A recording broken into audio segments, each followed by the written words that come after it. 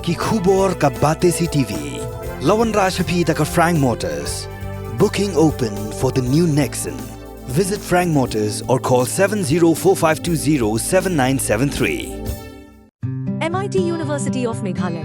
Our admissions are now open for the academic year 2024-25. Explore our best courses, experience global collaborations. Apply today.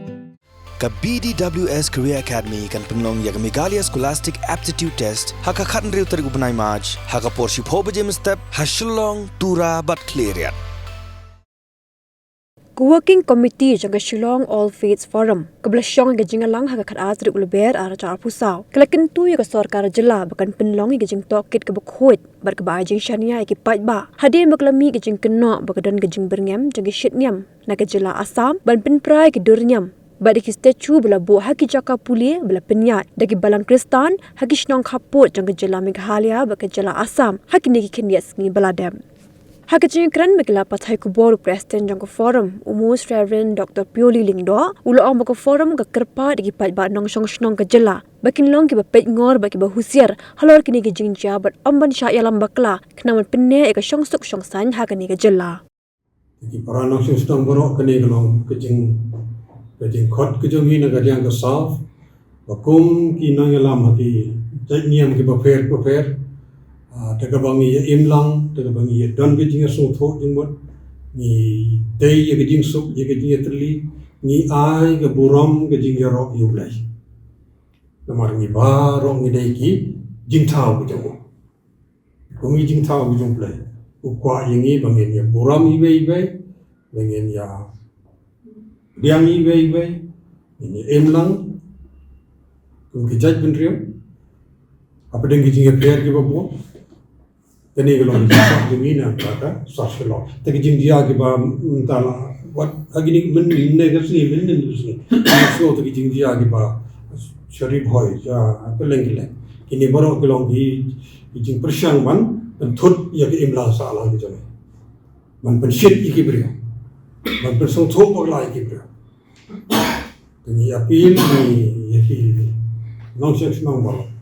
Ingin long ki husiar ba don kampan ngej big thane ni don kampan pej long ki ba pej ngor bat ban long ki ba husiar halade ya ke yang jongi ka tien ka kili jongi bat kumno ni dai ban ile stang pat bengila ban penne ya ka jing sup ya ka jing long ka wei So this is our appeal to all residents of the state. Let us do our best to maintain peace and harmony in spite of the news that we hear even till yesterday, these days. What is happening now in Ribhoi, it has happened in Shillong.